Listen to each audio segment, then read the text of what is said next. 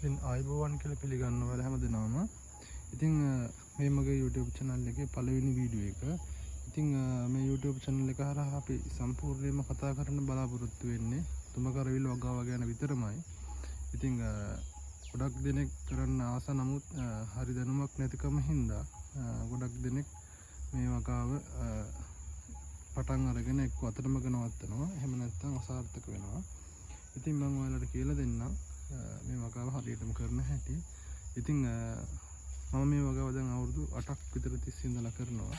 ඉතින් ඒ කාලය තුල මම ඉගෙනගත්ත දේවල් අත්දැකීමෙන් එකතු කරගත්ත දැනුම ඉතින් ඔයාලත් එක්ක බෙදා ගන්න තමයි මේ YouTube channel එක හැදුවේ.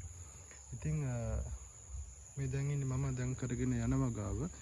ඉතින් මේකට දැන් දවස් 40ක් විතර වෙනවා. ඔයාලට පේනවා වැල් බැඳලා තියෙන්නේ. තාම මැස්සේ වැල් දුවලා නැහැ. ඉතින් මෙතන පැල 250ක් විතර තියෙනවා.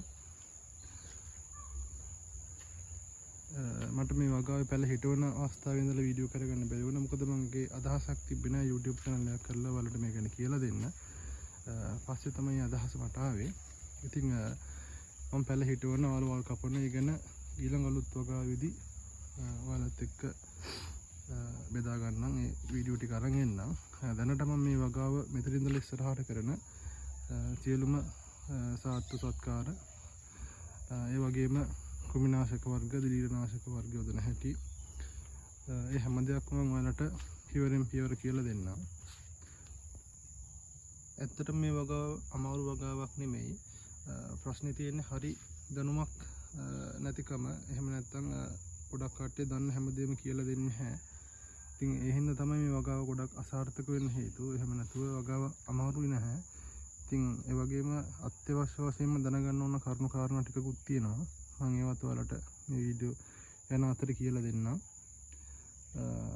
ඇත්තටම හොඳ තෘප්තියක් ගන්න පුළුවන් වගාවක්. ඒ වගේම වෙළඳ පොළත් හොඳ ඉහළ මිලක් තියෙන එළවලු භෝගයක් විදිහටත් තුමකරවිල ඉතින් අපිට හඳුන්වන්න පුළුවන්. ඉතින් මේ වගාවේදී දිලීර හානි, භූමි හානි බොහොමයක් තියෙනවා. ඉතින් නැතුව නෙමේ ඒවට යොදන තෙල් වර්ග, බෙහෙත් වර්ග ගැන මම ඔයාලට හැමදේම කියලා දෙන්නම්. ඉතින් අද වීඩියෝ එකේදී ගැන කතා කරන්නේ නැහැ. ඉතින් අද මේ පොඩි හැඳින්වීමක් ගැන කියන්න විතරයි මේ වීඩියෝ එක කරේ. ඉතින් ඉස්සරහට ඒ ගැන දැනගන්න ඒ දේවල් අපි කතා කරමු ක්‍රමානුකූලව ටිකින් ටික. ඉතින් මම ඔයාලට කියනවා මගේ channel එක subscribe කරලා මාත් එක්ක එකතු වෙලා ඉන්න. ඊට පස්සේ අපි ඉස්සරහට මේ ගැන කතා කරමු. ඉතින් එහෙනම් යාළුවනේ අදට මම නවතින්නම්. අපි මේ වගේ තව වීඩියෝ එකකින් ඉස්සරහට හම්බෙමු. ඉතින් සුබ දවසක් ඔයාලට. ඉතින් වගා කරන හැම කෙනෙක්ටම උතුරන්න හරියන්න ඕන කියන එකයි මගේ ප්‍රාර්ථනාව.